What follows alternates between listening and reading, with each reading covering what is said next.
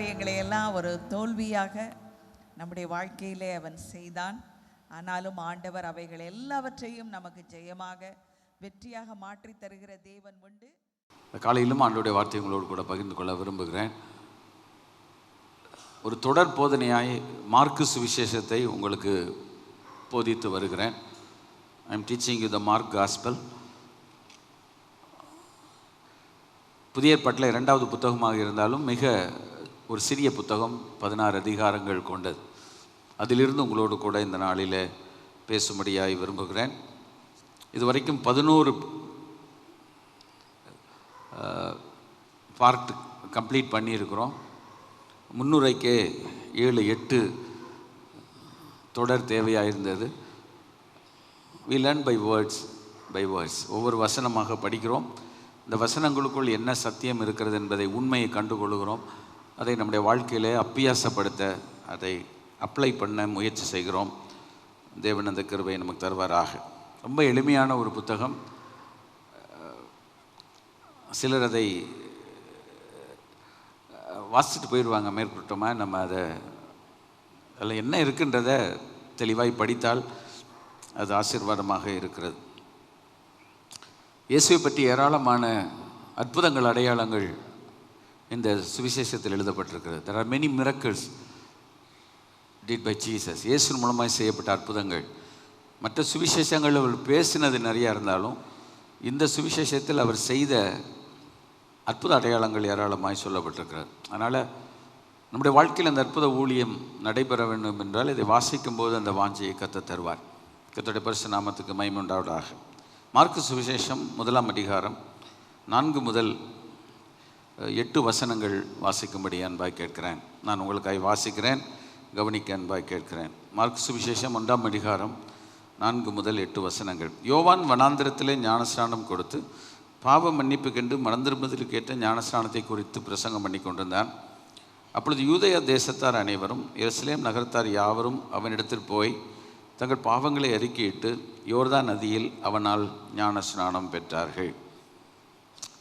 7ஆம் வசனம். அவர் என்னிலும் வல்லவர் ஒருவர் வருகிறார், எனக்கு பின் வருகிறார். அவருடைய பாதரட்சிகளின் வாரை குனிந்து அவிழ்க்கிறதுக்கு நான் பாத்திரன் அல்ல. நான் ஜலத்தினால் உங்களுக்கு ஞானஸ்நானம் கொடுத்தேன், அவரோ பரிசுத்த ஆவியினாலும் அக்னியினாலும் உங்களுக்கு ஞானஸ்நானம் கொடுப்பார் என்று பிரசங்கித்தான். யோவான் ஸ்நானனுடைய ஒரு பிரசங்கம் இதில் இருக்கிறது. You could find a preaching of John the Baptist. இந்த யோவான் ஸ்நானகன் யார், அவனை பற்றி நிறைய விஷயங்கள் இருக்கிறது. அது ஊழியர்களுக்கு தான் சொல்ல வேண்டும்.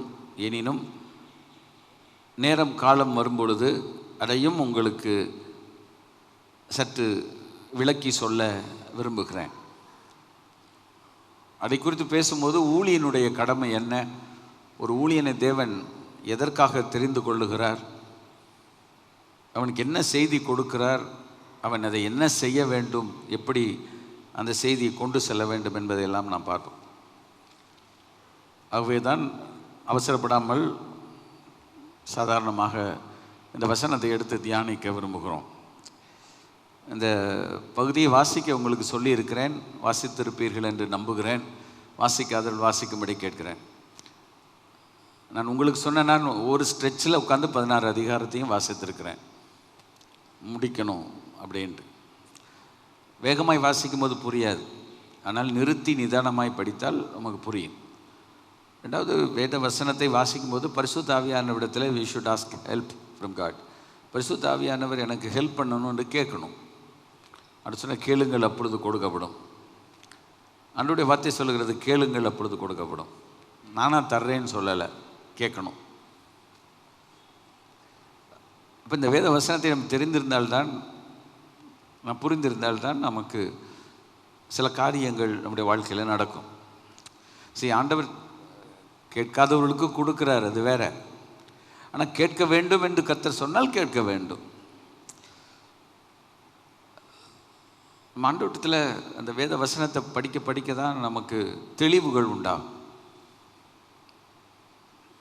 our understanding will get illuminated. நம்முடைய புரிதல் நாளுக்கு நாள் அதிகரிக்கும். நான் சிறுபையனாக இருக்கும் பொழுது வேதத்தை படித்திருக்கிறேன். ஆனால் அன்று படித்ததை காட்டிலும் இன்று நான் படிக்கிறது எனக்கு எவ்வளவோ பிரயோஜனமாக இருக்கிறது, உபயோகமாக இருக்கிறது, ஆசீர்வாதமாக இருக்கிறது. ஆகவே மற்றவர்களுக்கு எடுத்து சொல்வதிலும் எனக்கு ஆர்வம் இருக்கிறது. அந்த வசனத்தை கொண்டவர்களுக்கு ஜெபிப்பது எனக்கு பிடித்தமான ஒரு விஷயமாக இருக்கிறது. அந்த ஜெபத்தில் தேவன் செய்கிற அற்புதங்களை காணும்போது எனக்கு சந்தோஷமாக இருக்கிறது. அப்படி சொல்லிக்கொண்டே போகலாம். ஸோ ஒரு வேதத்தை படிக்கிறதுனுடைய நோக்கம், it's not only for my benefit, it for the benefit of many other people. நேகருக்கு ஆசீர்வாதமாக நம் வேதம் வாசிப்பது மாறிவிடும். அதனால தான் சொன்னார், வேத வாக்கியங்களை ஆராய்ந்து பாருங்கள் என்று சொன்னார். ஆராய்ந்து பாருங்கள் என்று சொல்வது ஒரு PhD ஸ்டூடெண்ட் மாதிரி, டூயிங் ரிசர்ச். ஒரு பையன் இல்லைன்னா ஒரு பிள்ளை ரிசர்ச் பண்ணணுன்னா அவங்க பள்ளிக்கூடத்தில் அதை பண்ண முடியாது. They should go to the university. ஒரு பல்கலைக்கழகத்துக்கு போக வேண்டும். ஏன் அந்த பல்கலைக்கழகத்தில் நல்ல சிறந்த ஆசிரியர்கள் அங்கே இருப்பார்கள். many good experts will be there, scholars will be there. அது மாத்திரமல்ல, not only that, a big library will be there. ஒரு பெரிய லைப்ரரி இருக்கும். இப்போ மதுரை பட்டணத்தில் ஆண்டவருடைய கிருபையினாலே கலைஞர் லைப்ரரி ஒன்று இருக்குது. ரொம்ப சந்தோஷம், போகணும், படிக்கணும். எவ்வளோ அறிவை பெருக்கிக் கொள்வதற்கு விஷயங்கள் இருக்கிறது. ஆண்டவர் நமக்கு தந்திருக்கிறார். நம்ம சர்ச்சிலையுமே ஒரு லைப்ரரி இருக்குது கீழே. ஆனால் அது எத்தனை பேர் பார்த்துருப்பீங்களேன்னு எனக்கு தெரியாது.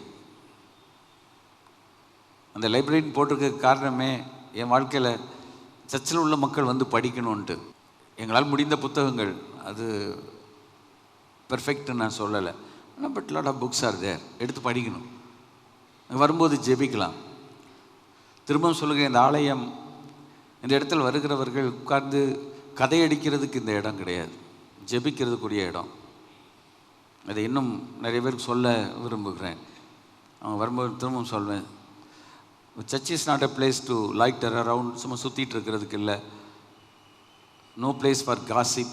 ஜெபிக்கிறதற்கும் வேதத்தை எடுத்து வாசிப்பதற்கும் ஆண்டவரோடு கூட ஒரு க்ளோசர் வாக் நடப்பதற்கும், அதுக்கு தான் இந்த ஆலயமே ஒழிய வேறு எந்த நோக்கத்திற்காக இந்த ஆலயம் இல்லை. ஆலயத்தை பயன்படுத்தி கொள்ள கர்த்தர் கிருபை தருவாரா? யோவான் ஸ்நானனுடைய பிரசங்கம் என்ன, எப்படிப்பட்டது? யோவான் ஸ்நானனை குறித்து நிறைய சொல்கிறீங்களே பாஸ்டர், யாருக்கு ஞானஸ்நானம் கொடுக்கணும், யார் எடுக்கணும், எடுக்கிறவங்க வாழ்க்கை எப்படி இருக்கும், பல கேள்விகள் இருக்கிறது. 4ஆம் வசனத்தை எல்லாரும் சேர்ந்து வாசிப்போமா? யோவான் வனாந்திரத்தில் ஞானஸ்நானம் கொடுத்து பாவ மன்னிப்புக்கென்று மனம் திரும்புதலுக்கேற்ற ஞானஸ்நானத்தை குறித்து பிரசங்கம் பண்ணி கொண்டிருந்தான். அடுத்த வசனம், அப்பொழுது யூதேயா தேசத்தார் அனைவரும் எருசலேம் நகரத்தார் யாவரும் அவனிடத்தில் போய் தங்கள் பாவங்களை அறிக்கையிட்டு யோர்தான் நதியில் அவனால் ஞானஸ்நானம் பெற்றார். இதுதான் இன்னைக்கு ஞானஸ்நானம். மனம் திரும்புதலுக்கென்று. மனம் திரும்பாத ஒருத்தருக்கு நம்ம ஞானஸ்நானம் கொடுக்கக்கூடாது. ஆரம்பத்தில் அந்த தவறு செய்திருக்கிறோம், இனி அந்த தவறு செய்ய விரும்பவில்லை. மனம் திரும்பாத ஒருத்தருக்கு ஞானஸ்நானம் கொடுக்க முடியாது. ஏன்னா மனம் திரும்பாத ஒருத்தருக்கு கொடுத்தா கடைசி வரைக்கும் அவங்க நனையாத பாவி நனைஞ்ச பாவியாக மாறிடுவான், ரொம்ப பிரச்சனையாக மாறும்.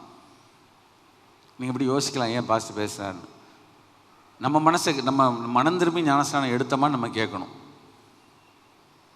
கடந்த முறை சொன்னேன், ஞானஸ்நானம் நிறைய பேர் எடுக்கிறது ஒன்று கல்யாணத்துக்கு, இல்லைன்னா நம்ம ஞானஸ்நானம் எடுத்தால் நம்மளை கடைசி காலத்தில் ஒன்று எதா பண்ணுவாங்களோ, அதுக்கல்ல ஞானஸ்நானம்.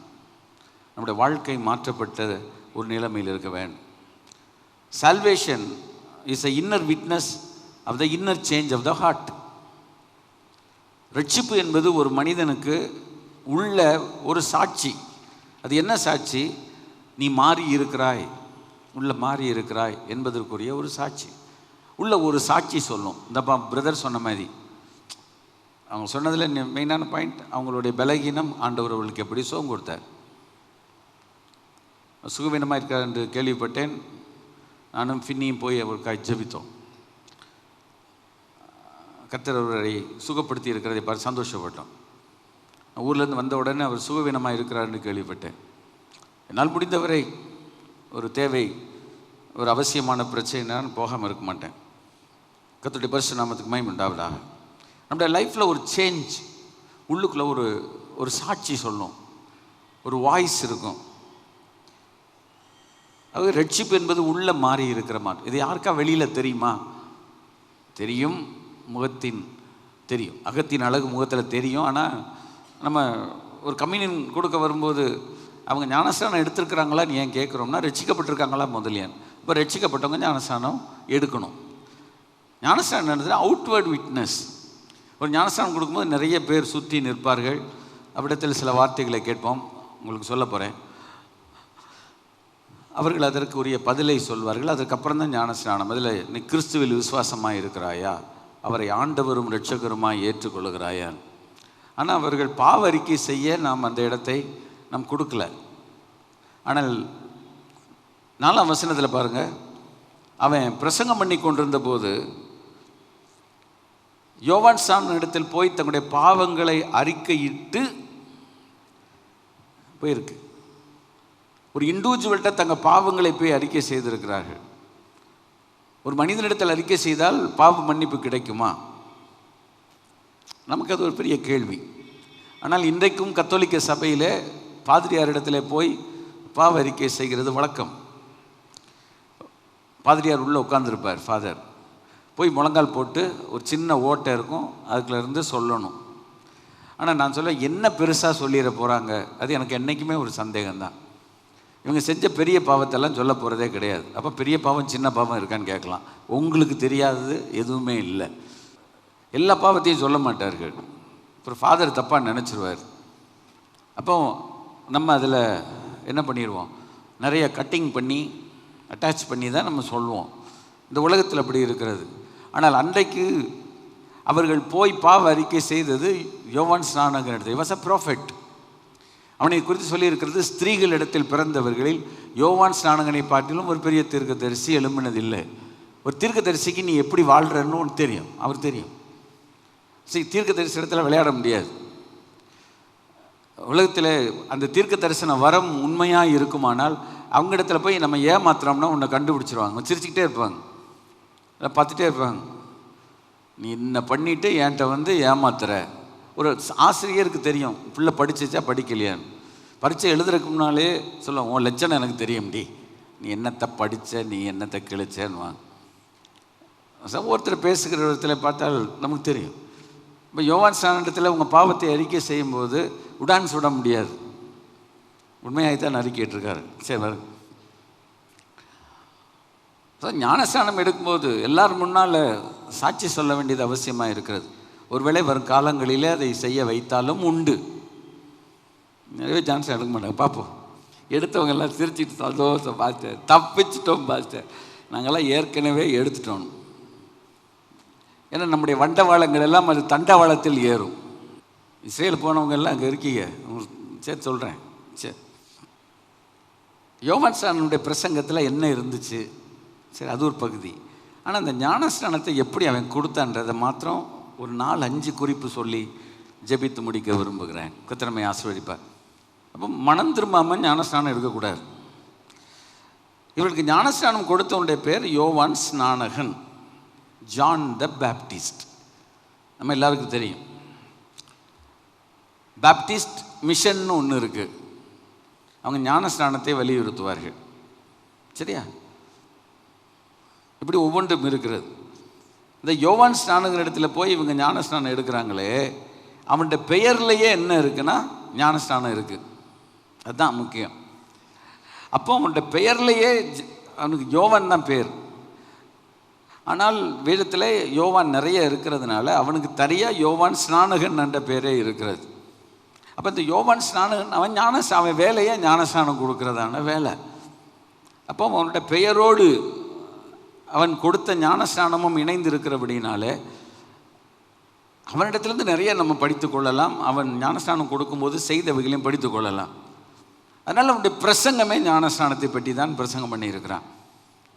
மத்தேயு, மார்க்கு, லூக்கா 3 சுவிசேஷத்திலும் அவன் ஒரு சீனில் வர்றதை அப்படியே படித்து படித்து பாருங்கள். மத்தேயு, மார்க்கு, லூக்கால அவன் எப்படி பேசினான், என்னென்ன பேசினான், நம்ம என்னென்ன பேசணும், எதை வலியுறுத்த வேண்டும் என்று நமக்கு தெரிகிறது. ஆண்டவருடைய பரிசுத்த நாமத்துக்கு மகிமை உண்டாவதாக. அவங்க என்ன செஞ்சாங்க? தங்கள் பாவங்களை அறிக்கையிட்டு ஞானஸ்நானம் எடுத்தார்கள். They confessed their sins and took baptism. இப்போ இன்றைக்கு பாவங்களை அறிக்கையிட்டு ஞானஸ்நானம் எடுக்கிறார்களா? வேறு ஒன்றும் இல்லை.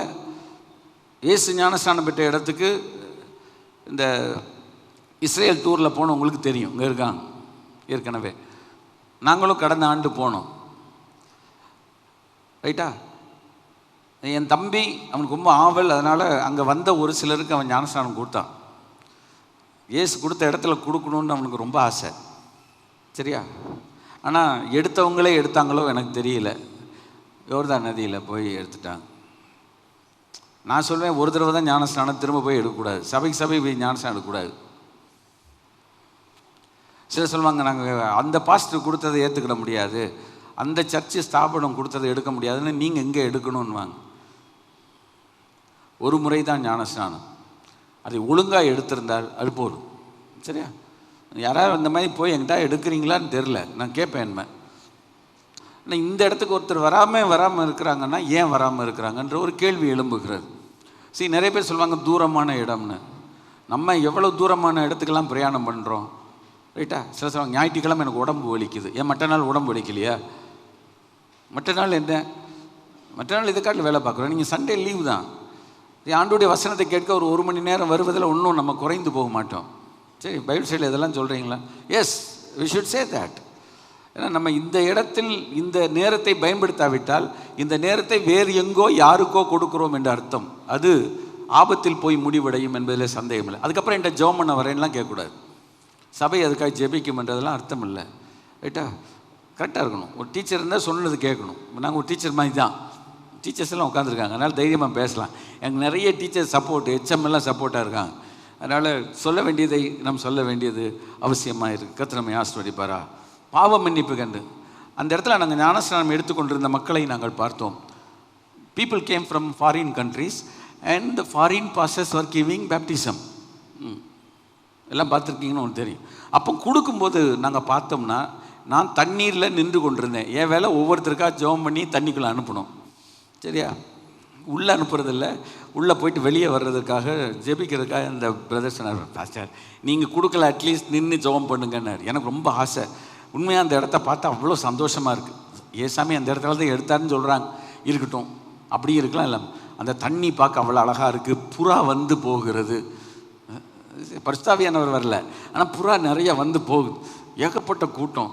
இதை பார்க்குறதுக்கு அந்த ஞானஸ்நானம் போடுற ட்ரெஸ்ஸுக்கு இத்தனை $1 கொடுத்து வாங்கிட்டு போய் ஞானஸ்நானம் கொடுக்கலாம். நான் ஞானஸ்நானம் கொடுக்குறத நான் பார்த்தேன். ஃபாரின்லேருந்து சிலர் வந்திருந்தாங்க. ஒருத்தருக்கு ஞானஸ்நானம் கொடுக்க, நம்ம சர்ச்சில் ஞானஸ்நானம் கொடுக்க 1 செகண்ட் இல்லைன்னா 2 நிமிஷத்தில் கொடுத்துட்றோம். பேர் என்ன, இயேசு ஏற்றுக்கொள்ள, டக்குன்னு முடிச்சிடுறோம், அவ்வளோதான். உடனே ஒருத்தங்க ஒரு பாட்டு, நான் பாவ சேட்டினில் வாழ்ந்தேன், சாபத்தில் மாண்டேன். பாட்டெலாம் நல்லா தான் இருக்குது. ஆனால் அவர்களை கன்ஃபஸ் பண்ண சொல்கிறாங்க. கன்ஃபஸ் சொல்லும்போது நான் பார்த்த சில ஜென்ஸும் சரி, சகோதரிகளும் சரி, நான் எப்படிப்பட்ட பாவத்தில் வாழ்ந்தேன் என்று சத்தமாக சொல்கிறாங்க. சுற்றி ஊரில் உள்ளவங்களாம் நின்று கேட்டுக்கிட்டு இருக்காங்க. அவ்வளோ பேருக்கு முன்னால் கனடா, அமெரிக்கா கண்ட்ரியிலேருந்து வந்திருக்கிறவங்க தாங்கள் செய்த தவறை பகிரங்கமாக அறிக்கை எடுக்கிறார்கள். நம்ம சர்ச்சில் அப்படி சொல்லுங்க பார்ப்போம். கோயிலுக்கே 10 பேர் வர மாட்டாங்க. இப்போவுமே 10 வந்துட்டு போயிட்டு வந்துட்டுருக்காங்க. போயிடுவாங்க, ஒரேடியாக போயிடுவாங்க.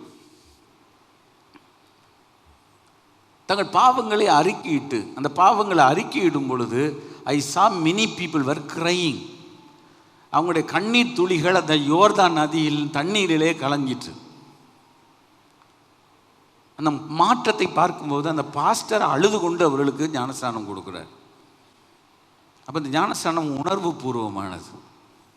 வெறும் உணர்ச்சி நான் சொல்ல மாட்டேன், உணர்வு பூர்வமான ஒரு ஞானஸ்நானம். ஏன்னா நான் பாவத்தின் வாழ்க்கையிலிருந்து பரிசுத்தமான வாழ்க்கைக்கு நேராக நான் வருகிறேன்.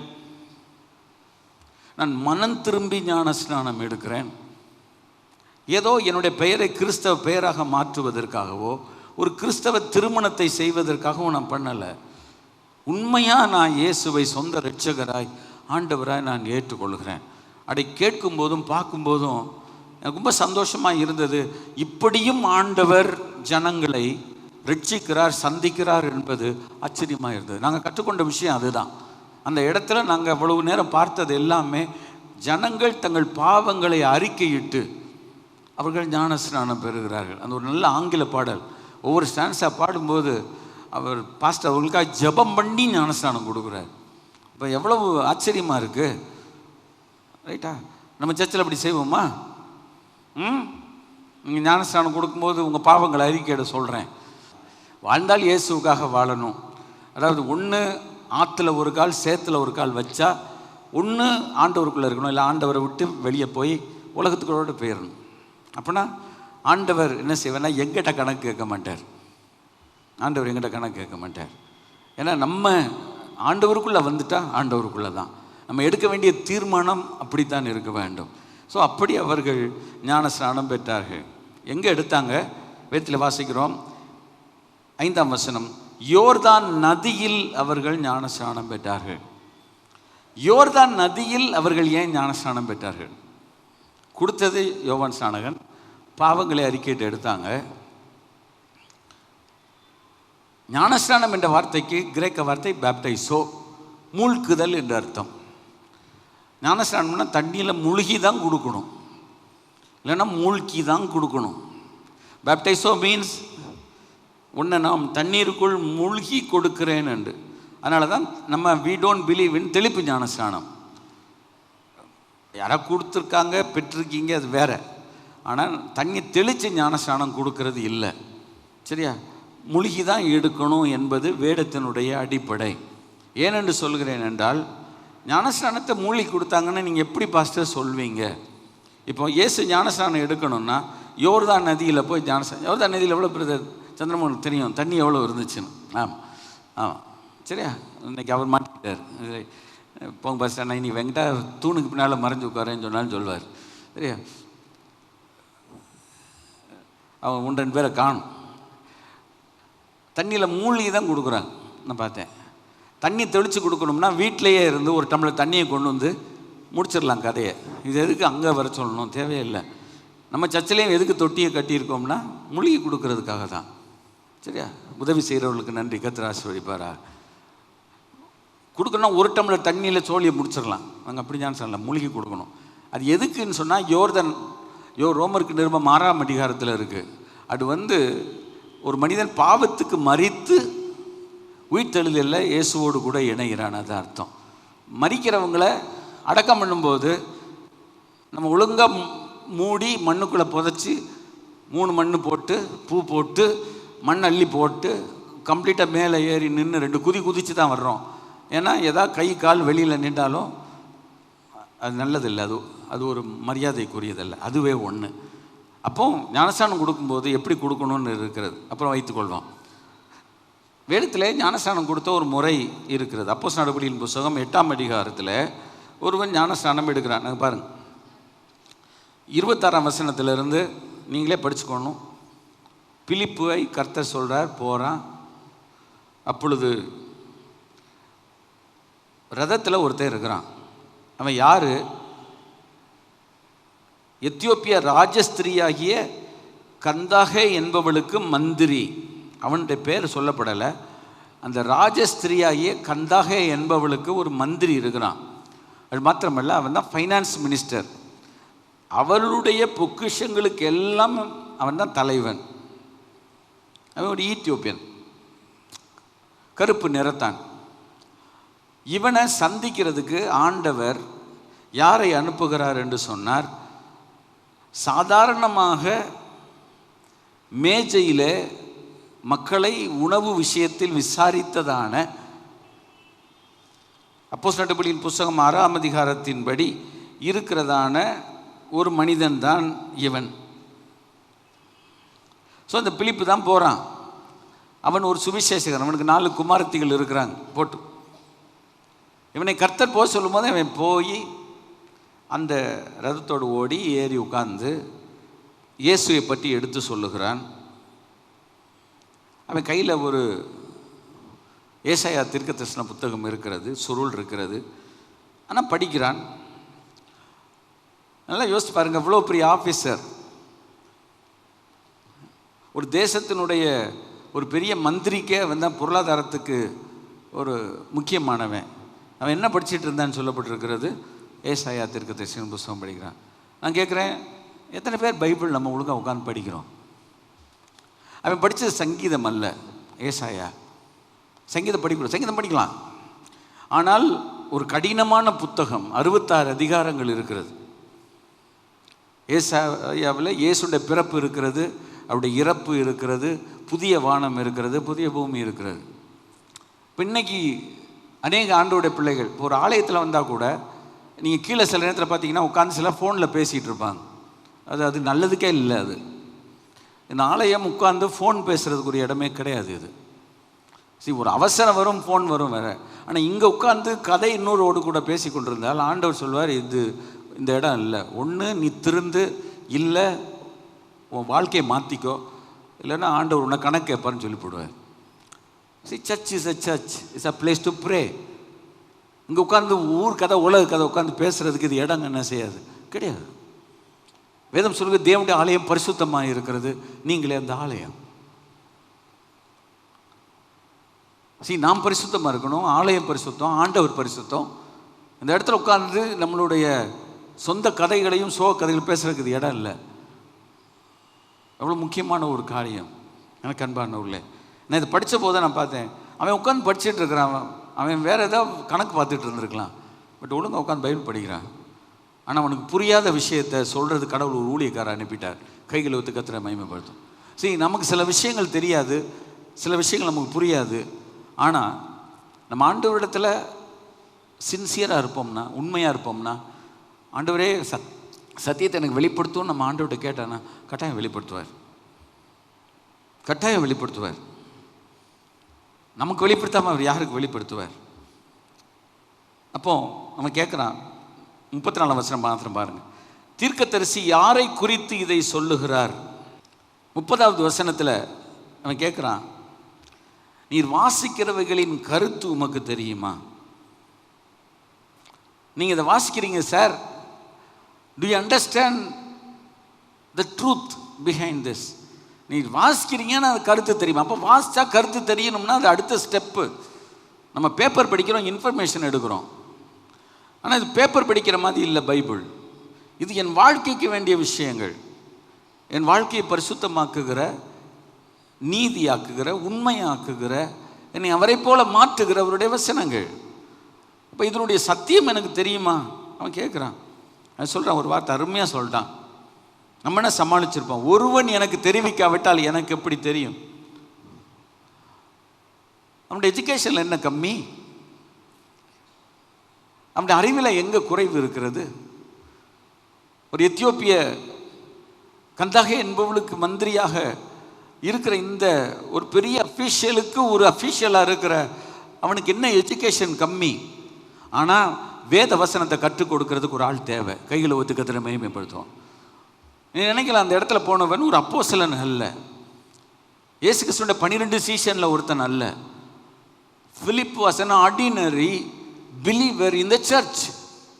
ஒரு சபையில் ஒரு சாதாரணமான வேலைகளை கவனிக்கிறதுக்குரிய ஒரு மனுஷன். ஆனால் அவனுக்கு சத்தியம் தெரிந்திருக்கிறது. சத்தியம் தெரிந்ததுனால் தானே 8ஆம் அதிகாரத்தில் அவனுடைய பிரசங்கத்தை கேட்டு அவன் மூலமாய் ஆண்டவர் செய்த அற்புதங்களை கண்டு அநேகரிலிருந்து அசுத்த ஆவிகளும் சத்தத்தோடு கூப்பிட்டு வெளியே போச்சே. திமிர்வாதக்காரனும் சப்பானிகளும் குணமாக்கப்பட்டார்களே. நாம் இந்த நாட்களில் ஊழியர்களை கொண்டுதான் அற்புதம் கர்த்தர் செய்வார் என்று சொல்லுகிறோமா? இல்லை. ஊழியர்களை கொண்டுதான் அதிசயங்கள் நடக்க வேண்டுமா? அப்படி சொல்லுகிறோமா? இல்லை.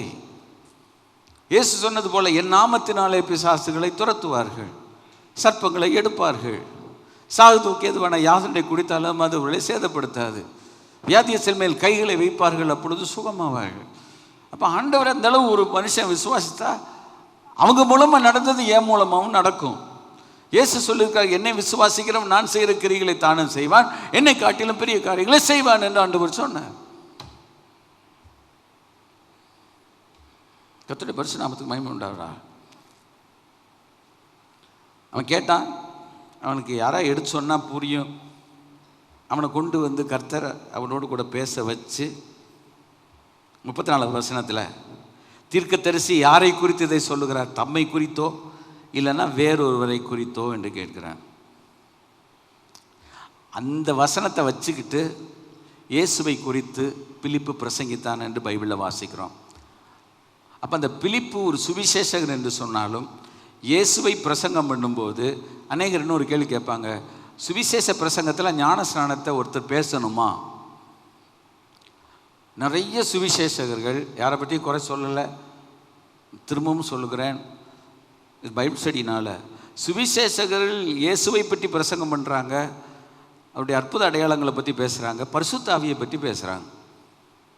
ஆனால் ஞானஸ்நானத்தை பற்றி பேச மாட்டாங்க. நீங்கள் நல்லா கவனித்து பாருங்கள், அதிகபட்சமான சுவிசேஷகர்கள் இயேசு செய்த அற்புதங்கள், எது செய்த அதிசயங்கள், கல்வாரி சிலுவையில் பாவ மன்னிப்புக்கு அவர் செய்த பிராயச்சித்தத்தை எல்லாம் சொல்லுவாங்க, பரிசுத்த ஆவி பெற்றுக்கொள்ளுங்கன்னுவாங்க.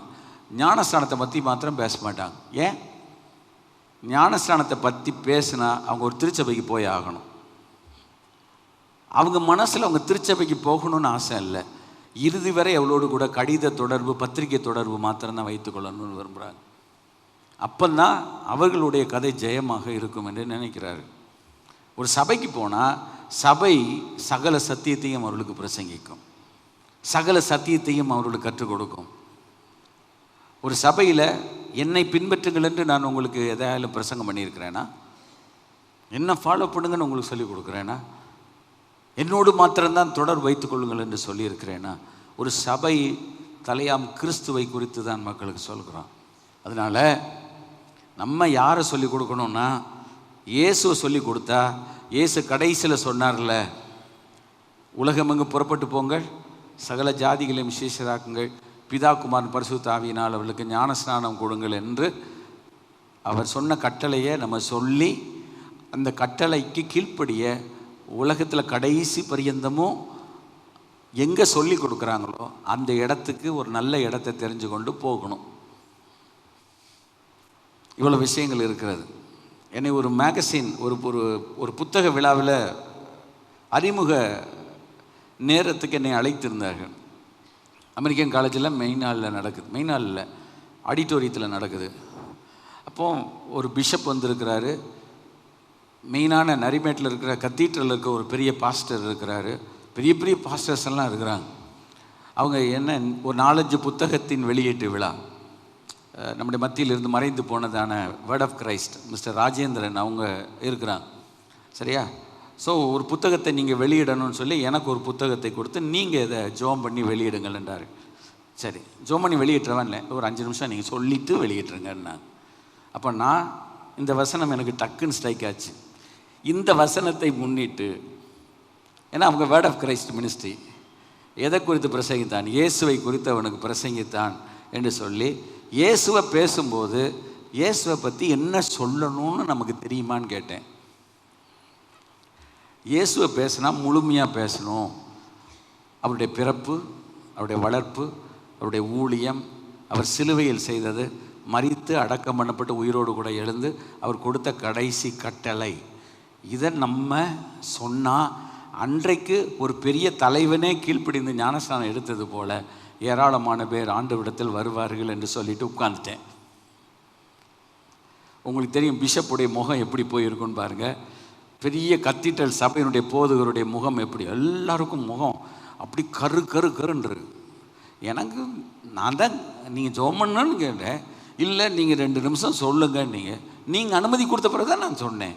ஆனால் நான் சொல்ல வேண்டியதை அந்த இடத்துல அவர் பிஷப் என்ன, அவர் போப்பாண்டவரே இருந்தாலும் பேச வேண்டியதை நம்ம பேசி தான் ஆகணும். ஏன்னா ஆண்டவர் நமக்கு கொடுத்தது உள்ளதை உள்ளதென்றும் இல்லதை இல்லதென்றும், இதற்கு மிஞ்சினது தீமையினால் உண்டாயிருக்கிறது. நான் உங்களை பார்த்து கேட்குறேன், ஆண்டவர் உங்களை பல இடங்களுக்கு கொண்டு போகிறார், பல இடங்களிலே உங்களை சாட்சி சொல்ல வைக்கிறார், பல இடங்களிலே உங்களை பேச வைக்கிறார். அந்த இடத்துல கர்த்தரை முழுமையாய் சொல்லுகிறீர்களா? பாருங்களேன், ஒரு அதிகாரியே ஞானஸ்நானம் எடுத்துட்டாரே, அவனுக்கு எப்படி கொடுத்தான்? 38வது வசனம், ரதத்தை நிறுத்த சொன்னான். அப்போ ஞானஸ்நானத்தை பற்றி பேசும்போது மூழ்கி கொடுக்கணும்னு சொன்னான்ல. தண்ணீர் உள்ள ஓரிடத்துக்கு வந்தபோது அவன் தானே கேட்குறான், இதோ தண்ணீர் இருக்கிறதே, நான் ஞானஸ்நானம் பெறுவதற்கு தடை என்ன என்று கேட்கிறான். What made him to talk like that? அவன் வனாந்தரத்தில் வரும்போது பிலிப்பு நினச்சிருந்தா நிச்சயமாக கூஜாவில் தண்ணி வச்சுருந்துருப்பார். ஒரு ஃப்ளாஸ்கில் தண்ணி இல்லாமல் அவ்வளோ தூரம் ஒரு பெரிய டெசர்ட், எவ்வளோ பெரிய டெசர்ட்டு வனாந்தரம், கட்டாயம் ஒரு ஃப்ளாஸ்கில் தண்ணி வச்சுருப்பார்.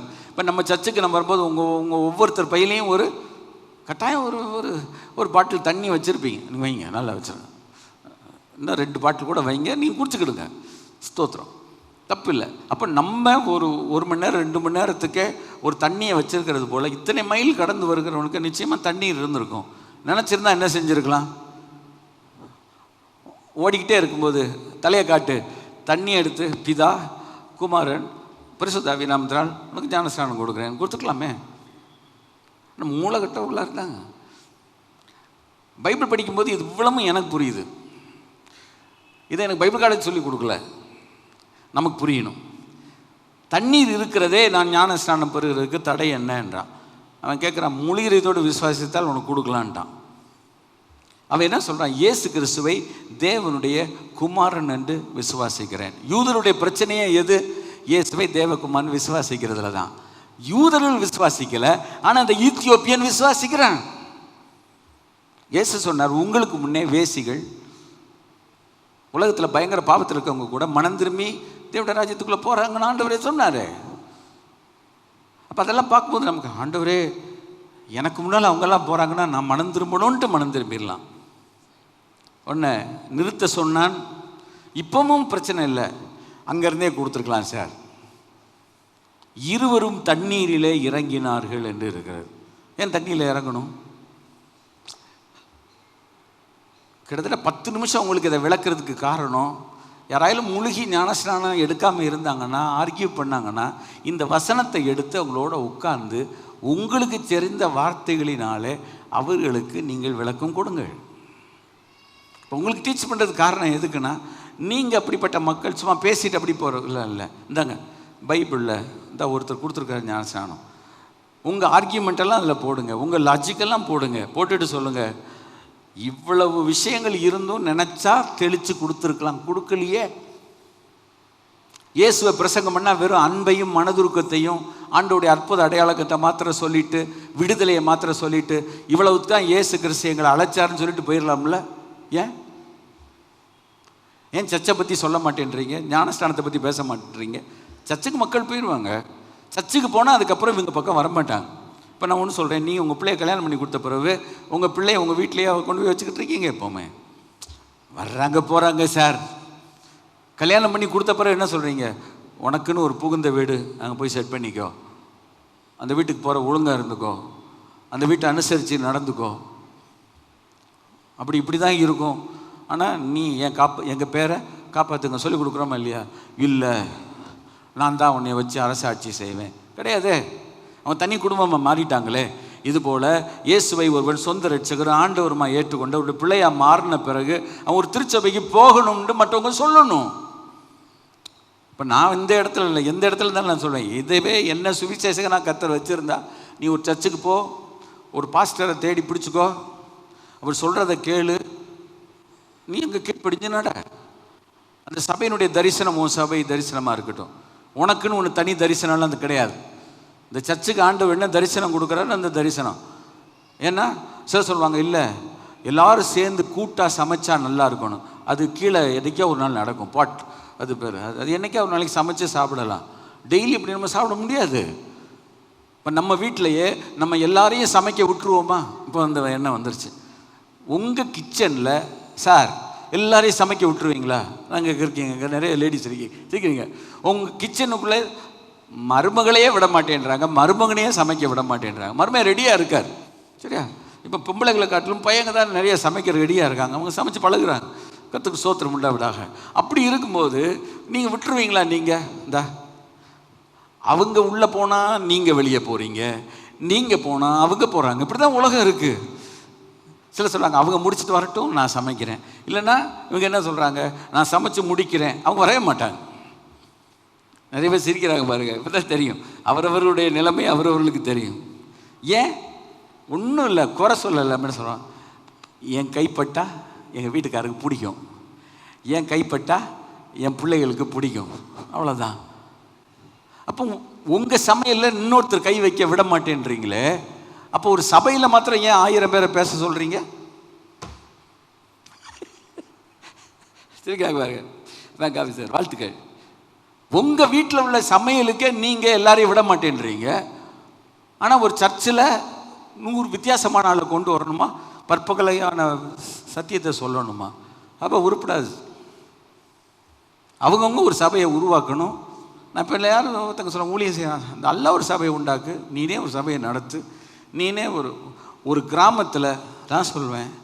இன்னைக்கு உள்ள 50 விசுவாசிகளை ஒரு கிராமத்தில் நீ கூட்டிரு, உனக்கு நான் எவ்வளோ லட்சம் ரூபா தர்றேன். விசுவாசத்திலே சொல்கிறேன், இருக்குன்னு இல்லை. ஒரு கிராமத்தில் 50 விசுவாசிகளை ரட்சிப்புக்குள், ஞானஸ்நானத்துக்குள், பரிசுத்தாவிக்குள் வழி நடத்தி கொண்டு வந்துட முடியுமா? அங்கே தான் நம்முடைய திறமையை காட்டணும். யாரோ போட்டிருக்கிற மேடையில் பிரசங்கம் பண்ண 1000 பேர் இருக்கிறாங்க. ஆனால் முட்டையிட்ட கோழிக்கு தான் வழி தெரியும். ஒரு கர்த்தருடைய பிள்ளை கர்த்தருக்குள்ளே வரும்போது அவங்களுடைய கஷ்ட நஷ்டங்கள் எல்லாத்துலேயும் கலந்து கொண்டு ஒரு ஊழியர் ஒரு குடும்பத்தை உருவாக்குறது எவ்வளோ கஷ்டம். சிலர் வித்தியாசத்தில் எனக்கு பிடிக்கலன்னு போகிறாங்க, போட்டும், ஆனால் அது வேற. ஆனால் ஒரு ஊழியருக்கு தான் அதனுடைய நிலை தெரியும். உங்கள் பிள்ளைகளுடைய சரீர நிலைமை, உங்கள் பிள்ளைகளுடைய வயிற்று பசி, உங்கள் பிள்ளைகளுக்கு என்ன ஆகாரம் தேவை என்பது ஒரு தகப்பனுக்கும் ஒரு தாய்க்கும் தெரியும். எல்லாவற்றையும் காட்டிலும் ஒரு தாய்க்கு தான் தெரியும். அவங்களுக்கு எது ஏற்றுக்கணும் எது ஏற்றுக்கிடாதுன்னு தெரியும். காரம் தேவையா, காரம் தேவையில்லையா, உப்பு எவ்வளவு தேவை, எண்ணெய் எவ்வளவு தேவை, ஒரு தாய்க்கு தெரியும். அப்போ ஒரு தாய் பெற்றெடுத்த குழந்தைய எவ்வளவு பாலூட்டி சீராட்டி வளர்க்குறாங்களே, அவங்களுடைய மனது எப்படி இருக்கும்?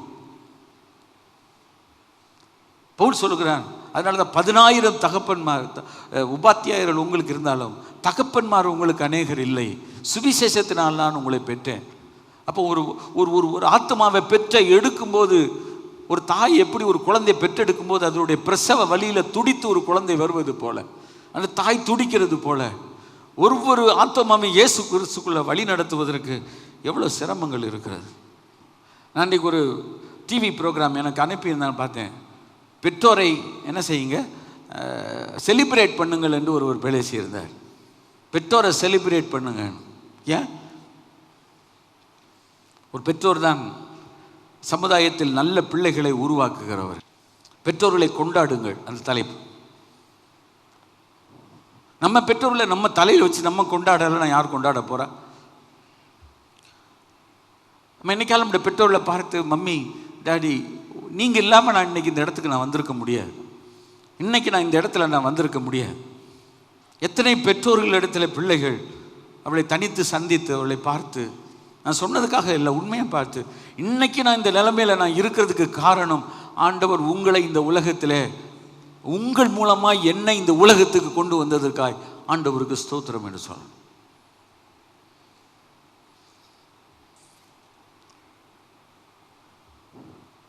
அந்த காலத்தில் ஒரு பாடல் எழுதினான், மாபெரும் சபையிலே நீ நடந்து வந்தால் மாலைகள் உனக்கு விழ வேண்டும். மாபெரும் சபையிலே நீ நடந்து வந்தால் மாலைகள் உனக்கு விழணும். ஒரு சொல்லுகிறார், என் தகப்பனார் எனக்கு கடிதம் எழுதும் பொழுதெல்லாம் மேலே எழுதின வார்த்தை அதுதான், மாபெரும் சபையிலே நீ நடந்து வந்தால் உனக்கு மாலைகள் விழணும். அது என்ன அர்த்தம்? உனக்கு பாராட்டுகள் குவியணும். ஒரு தகப்பன் தன் வாழ்க்கையில் எவ்வளவு காலங்கள் வாழ்ந்தாலும், ஒரு தாய் இந்த உலகத்தில் எவ்வளவு காலம் உயிரோடு வாழ்ந்தாலும், தாம் பிள்ளை தன் மகன் மகள் நல்லா இருக்கணும்னு தான் விரும்புவாங்க. கைகளை வைத்து கர்த்தரை ஸ்தோத்திரம் பண்ணுவான். அவங்க ஒரு நாளும் கஷ்டப்படணும்னு நினைக்க மாட்டாங்க, அவங்க ஒரு நாள் சிரமப்படணும்னு நினைக்க மாட்டாங்க, அவங்க ஒரு நாள் வியாதியோட வேதனையோடு இருக்கணும்னு விரும்ப மாட்டாங்க, கடன்லையும் கஷ்டத்துலையும் இருக்கணும்னு விரும்ப மாட்டாங்க. நான் அதை அப்படியே எடுத்துக்கொண்டு வருகிறேன். நம்முடைய ஆண்டவர், நம்முடைய நல்ல தகப்பன், நல்ல ஆண்டவர், அவர் எப்படி விரும்புவார்? கைகளை உயர்த்தி. உங்களுக்கு புரியுதா? அப்போ நம்ம ஆண்டவர் என்ன சொல்வார்? நீ நல்லா இருக்கணும் மகனே, மகளே, நீ நல்லா இருக்கணும்.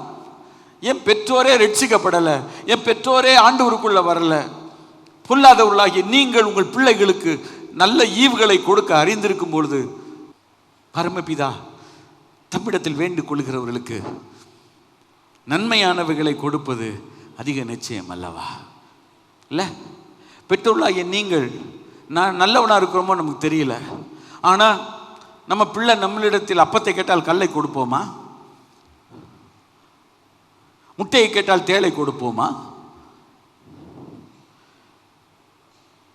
நம்ம எதை மாற்றி கொடுப்போமா? இல்லை.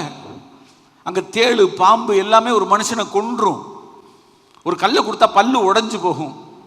ஆண்டவர் 3 உதாரணங்களை இந்த இடத்துல சொல்றார். அடிக்கடி யோசிச்சு பார்ப்பேன், ஆண்டவர் ஒரு வார்த்தையில் நிறுத்தி இருக்கலாம். ஒரு பிள்ளை தன் தகப்பனிடத்தில் அப்பத்தை கேட்டால் கல்லை கொடுப்பான முடிச்சிருக்கலாம் ஆண்டவர். My logic is right or not? சொல்லுங்க பாப்பா. ஒரு உதாரணம் போதும். இப்போ செய்தியில் 7 உதாரணம் தேவையில்லை, ஒரு உதாரணம் போதும்.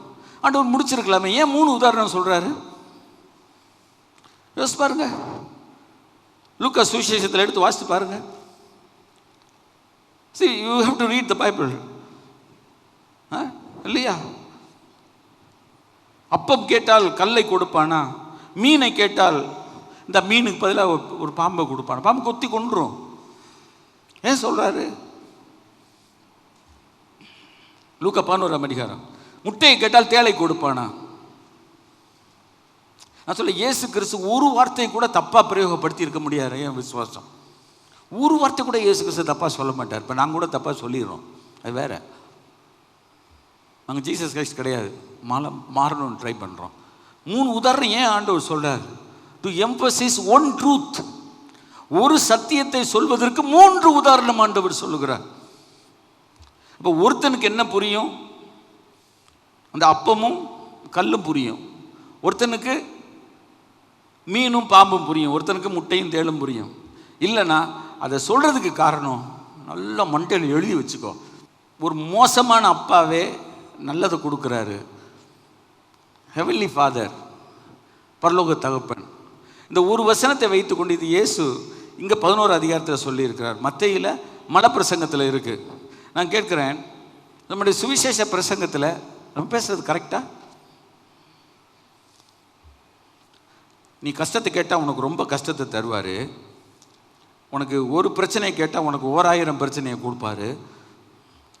அப்போ தான் நீ மனம் திரும்புவ. அப்போ தான் ஒரு பெரிய மாற்றமே தேசத்தில் வரும்னு. இயேசு கிறிஸ்து எந்த இடத்துல இப்படி பேசலை. இயேசு எங்கேயும் பேசலை சார். அவர் பரம தகப்பனுக்கு இந்த உலகத்தில் இருக்க பொல்லாத தகப்பனே நல்லது கொடுத்தா பரம தகப்பன் எவ்வளவு நல்லது கொடுப்பாருன்னு சொல்லி கொடுக்கறதுக்கு சொன்னார். You understand this truth. இந்த சத்தியத்தை நமக்கு தெரிகிறதா? இப்போ நம்ம இந்த சர்ச்சில் உட்கார்ந்துருக்கிறோம். சரி, நீங்கள் என்னை பார்க்குறீங்க, நல்லா தெரியும். இப்படி சிலர் பார்க்குறீங்க, பாருங்க. நான் சொல்கிற தப்புனா you argue, come and argue, I give you place. செவ்வாய் புதன் வியாழன் 3 நாள் உங்களுக்கு தர்றேன், வாங்க. இயேசு கிறிஸ்து நீ நல்லா இருக்கணும்னு நான் சொல்லி கொடுத்தார். கைகளை வச்சு கத்திர மகிமைப்படுத்துவோம். இன்னும் உங்களுக்கு அமையல. இயேசு நம்ம நல்லா இருக்கணும்னு பேசினார் sir. What these people are talking, what the people are preaching, I don't understand. See, Bible எல்லாம் இருக்கு. ஆனால் ஆண்டவருடைய கான்செப்ட் மலைப்பிரசங்கத்தில் ஒரு கர்த்தருடைய பிள்ளைக்கு பொல்லாதவனாகிய அப்பாவே கெட்டதை கேட்டால் நல்லது கொடுக்கும்போது பரலோகத்தின் தகப்பன் நீ கேட்டதை மாற்றி கொடுப்பாரு, வேற ஒன்றை கொடுப்பாரு. எனக்கு ஒரு நல்ல மனைவியை கொடுத்தா டெய்லி என்னை கொலை பண்ணுற ஒரு ஒய்ஃபை கொடுப்பாரு. எங்கே என் பைபிளில் இருக்குது? எப்படி பார்ப்பான்? ஏன் பாஸ்டர் ஒய்ஃப் எல்லாம் பேசுகிறீங்க? புருஷன் எனக்கு ஒரு நல்ல புருஷனை தாங்கன்னா ஆண்டவர் ஒரு முள்ளையா தூக்கி கொடுப்பாரு. நிறைய பேர் ஆண்டவர் சொல்லுவாங்க, நான் உன்கிட்ட நல்லது கேட்டேன், எனக்கு ஒரு முள்ளை கொடுத்துட்டீரேன். நீ கேட்கலாம், நான் இந்த இடத்துல பேசும்போது pastor are you exaggerating the truth? என் லைஃப்பில் கேட்ட வார்த்தையை சொல்கிறேன். ஆனால் யார் எனக்கு சொன்னான்னு சொல்ல மாட்டேன், செத்தாலும் சொல்ல மாட்டேன். நோ, என்னுடைய அர்த்தம் என்னென்னா அது சொல்லக்கூடாது.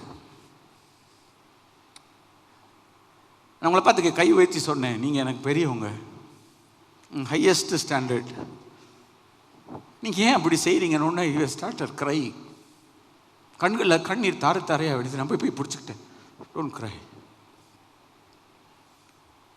அப்போ அவர் ஃபீல் பண்ணி தான் நான் பேசுகிறா, அவர் ஃபீல் பண்ணி தான் நான் பேசுகிறார். நான் இதெல்லாம் கேட்டேன். யார் கொடுத்தார் என்ற கேள்வி வருகிறதோ நான் கேட்பேன், ஆண்டவரிடத்தில் சரியாய் கேட்டீர்களா? Have you asked God the correct wife, the correct husband in your life? Let me ask you the question. ஏசாமிட்ட கரெக்டாக கேட்டோமா? நம்ம சுவிசேஷத்தை வாசித்து பார்க்குற நம்ம இயேசுவிடத்தில் கரெக்டாக பேசணுமா? நம்ம அநேக நேரத்தில் நம்ம என்ன சொல்கிறோம்? இயேசுவிடத்தை குறை சொல்கிறோம், இயேசுவை போய் திட்டுறோம், இயேசுவை மற்றவங்க இடத்துல புகார் பண்ணுறோம். இல்லை, இயேசுவை புகார் பண்ணுறதுக்கு நான் யார்? இந்த உலகத்தில் உள்ள எந்த மனிதனும் இயேசுவை புகார் பண்ணுறதுக்கு ஒருத்தன் கூட தகுதி கிடையாது. ஜெபம் பண்ணி படுத்துட்டு எந்திரிக்கும் போது காலையில் எந்திரி ஜெபம் பண்ணி திரும்ப கொஞ்ச நேரம் பண்ணிட்டு கேட்டேன், யாராயிலும் ஒரு பிள்ளை கலராக இல்லைன்னா கல்யாணம் பண்ணுறதுக்கு யாராவது ரெடியாக இருக்காங்களா? நான் கேட்குறேன். இப்போ சில சொல்கிறாங்க இன்னைக்கு இந்த புறம்பான அழகுலாம் வேணாம், புறம்பான அழகுலாம் அழகு இல்லை, உள்ளான அழகு தான் அழகு பைபிளில் இருக்குது, ஒத்துக்கிறேன். இந்த வசனத்தை எடுத்து சொல்லிக் கொடுங்க. இயேசு நல்லது தான் செஞ்சுருக்கிறார், கெட்டதையே செய்யலை. 4 சுவிசேஷத்தில் இயேசு எந்த இடத்துல யாருக்காயிலும் ஒருத்தனுக்கு கெட்டது செஞ்சாருன்னு இருக்கா? நான் படித்து பார்க்குறேன், நீங்கள் இருந்தால் சொல்லுங்கள், நான் திருத்திக்கிறேன். எனக்கு தெரியும் அவனை காட்டி கொடுத்த யூதாஸ் காரியத்தை கூட, சிநேகிதனே முத்தத்தினாலா என்னை காட்டி கொடுக்குறான்னு கேட்டேன். சரி, நம்ம அப்படி இன்னும் கேட்கல, இன்னும் நம்ம அதுக்கு தயாராகலை. நம்ம ஆண்டவர்கிட்ட என்ன கேட்குறோம்? சாமி, அந்த உள்ளத்தை எனக்கு தாங்க. நம்ம எதிரி தெரியும், நம்மளை காட்டி கொடுத்து நம்மளை சிலுவையில் அறைய நம்மளுக்கு வேண்டிய எல்லா விதமான குழி அவன் தான் தோண்டிக்கிட்டு இருக்கிறான், விதைக்கிறான்னு தெரியும். ஆனால் அவனை பார்த்து இயேசு கேட்டார், ஃப்ரெண்ட், முத்தத்தினால என்னை காட்டி கொடுக்குறாய். உண்மையாக சொல்கிறேன், யூதாஸ் காரியோத் அவன் நாண்டு கொண்டு சாகிறதை காட்டிலும் இயேசு சொன்ன ஒரு வார்த்தையிலே அவன் செத்திருந்தால் நல்லது. சிநேகிதனே முத்தத்தினால் என்னை காட்டி கொடுக்குறேன். இவ்வளோ பெரிய ஒரு வார்த்தை இயேசு யோசித்து சொல்கிறார் பார். அப்பமும் அவனை சண்டாளி, டே பாதகா, டே நம்பிக்கைக்கு துரோகம் பண்ணவனே அப்படி சொல்லவே இல்லை. சிநேகிதனே முத்தத்தினால் என்னை காட்டி கொடுக்குறேன். அப்படி அர்த்தம் என்னென்னா, முத்தம் அன்புக்கு அடையாளம், அதை வச்சா என்னை நீ காட்டி கொடுக்குற. அன்புக்கு அடையாளமான இந்த காரியத்தை கொண்டா என்னை நீ என்னுடைய பகைஞருடைய கையில் கொடுக்குறேன்னு கேட்குறாரு. இந்த இயேசுவை படிச்சுட்டேன்னா இது போதுங்க. நமக்கு யோர்தான் நதிக்கரையில் கொடுத்தார். யோவான் 3ஆம் அதிகாரம் 23ஆம் வசனத்தில் சொல்லியிருக்கு. நீங்கள் ஒரு வசனம் சொன்னால் ஒத்துக்கிடுவீங்க மாட்டீங்க அப்படின்றதுக்காக இன்னொரு வசனத்தையே சொல்கிறேன். யோவான் 3:23 வாசிக்கிறோம். சாலிம் ஊருக்கு சமீபமான ஐனோன் என்னும் இடத்துல தண்ணீர் மிகுதியாக இருந்தபடியினால் யோவானும் அங்கே ஞானஸ்நானம் கொடுத்து வந்தான். ஜனங்கள் அவனிடத்தில் வந்து ஞானஸ்நானம் பெற்றார்கள். There are 2 places. It says more water. One is a river and another also there is a river. அப்போ அந்த இடத்துல தண்ணீர் மிகுதிய, அப்போ ஞானஸ்நானம் மூழ்கி தான் கொடுக்கணும். இந்த சத்தியத்தை நம்ம தெரிஞ்சிட்டோன்னா நம்ம வாழ்க்கையில் கடைப்பிடிச்சிக்கிட்டு நம்முடைய சாகிற வரைக்கும் இந்த சத்தியத்தை என்ன செய்யக்கூடாது? மாற்றக்கூடாது. 3வது, அவன் ஞானஸ்நானம் கொடுத்த போது யாரெல்லாம் வந்தாங்க? 3வது ஒரு பெரிய கேள்வி நான் வாசிக்கிறேன். யூதேயா தேசத்தார் அனைவரும், இன்னொரு முறை விளக்கம் கொடுக்குறேன், ஆனால் கோடிட்டு போகிறேன். யூதேயா தேசம் என்பது இஸ்ரவேல் தேசம் 2ஆக பிரிஞ்சிருக்கு. ஒன்று சமரியா, யூதேயா, அதுக்கப்புறம் இஸ்ரேல், 3 பிரிஞ்சிருக்கு. சமரியா வேற ஹாஃப் யூதர்களாக போயிட்டாங்க. நீங்கள் பைபிளில் பின்னால் பார்த்தீங்கன்னா யூதேயா எங்கே இருக்குன்னு நீங்கள் பாருங்கள், கலிலேயா எங்கே இருக்குன்னு பாருங்கள், சமரியா எங்கே இருக்குன்னு பாருங்கள். இஸ்ரேலுக்கு இந்த டூர் போனவங்களுக்கு இது ரொம்ப அழகாக எக்ஸ்பிளைன் பண்ணி கொடுப்பாங்க. இன்றைக்கு எல்லா இடமும் யூதேயா என்று தான் அழைக்கப்படுகிறது. இந்த யூதேயாவுடைய தலைநகரம் எருசலேம். இந்த பைபிளை படித்து பாருங்கள். யோவான் ஞானஸ்நானம் கொடுத்த இடத்துக்கு யாரெல்லாம் போனாங்கன்னா, ஜெருசலேம் சிட்டி, எருசலேம் நகரத்தார். நீ படிங்க, அதாவது டைம் ஆயிடுச்சு, ஆனால் யோசித்து பார்க்குறேன். எருசலேம் நகரத்தார் யாவரும். எனக்கு பொறுத்தல பைபிளில் போய் இருக்க முடியாது. The whole city of Jerusalem went to John the Baptist. அனைவரும் இந்த வார்த்தையை இயேசு பொய் சொல்லி எழுதி வச்சிருப்பாராங்க. அவன் ஞானஸ்நானம் கொடுக்குற அந்த இடத்துக்கு எருசலேம் நகரத்தார் யாவரும். கிராமத்தில் உள்ளவங்க வந்துடுவாங்க லேஸில், சிட்டியில் உள்ள வருவாங்களா? இன்றைக்கு சுவிசேஷம் சிறு பள்ளிக்கூடத்தில் சொல்லிடுவீங்க. இன்றைக்கும் பெரிய பெரிய தேவ மனிதர்கள், நல்ல ஸ்பிரிச்சுவலாக வளர்ந்தவங்க, நல்ல ஹைலி எஜுகேட்டட் பீப்புள் கேட்குறாங்க, can you able to speak in the university, can you able to speak in the college? சொல்லி பாருங்க பார்ப்போம். பள்ளிக்கூடத்தில் உள்ள இத்தனோண்டு பிள்ளைகள் என்ன கேட்கும்? ரட்சகர் வருமுன்னே என் இதயம் கருப்புன்னா அது கருப்புன்னு தான் சொல்லுமே வெளியே சிவப்புனே சொல்லாது. ஏன்னா அதுக்கு இன்னும் கேள்வி கேட்கும் திறன் வளரலை. இப்போ நான் சொல்கிறேன்,